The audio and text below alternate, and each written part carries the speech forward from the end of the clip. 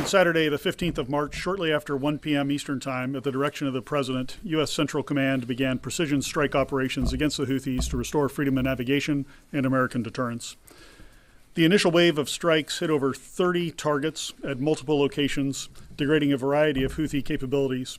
These included terrorist training sites, unmanned aerial vehicle infrastructure, weapons manufacturing capabilities, and weapons storage facilities.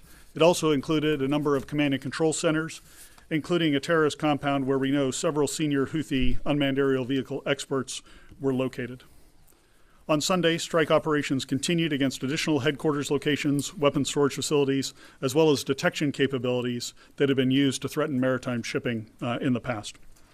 Today, the operation continues, and it will continue in the coming days until we achieve the President's objectives. Just on your question of casualties, military casualties, we have some initial estimates. I hesitate to say what they are because they're very much estimates at this point, but I think in terms of dozens might be a safe overall characterization. Dozens of military? Yeah, dozens of military casualties so far, but I really can't characterize it much better than that at this point. We'll learn more as we go. On the civilian casualty side, no indications of any civilian casualties. We, of course, have seen some of the accusations by the Houthis.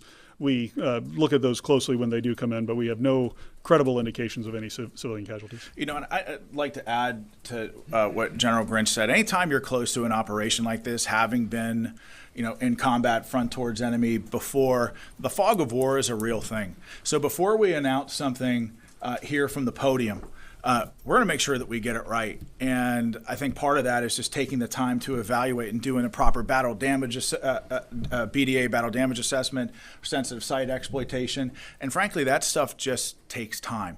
And so before we make any sort of those announcements, we're going to do a real hard look and make sure that we get it right before we announce it to you.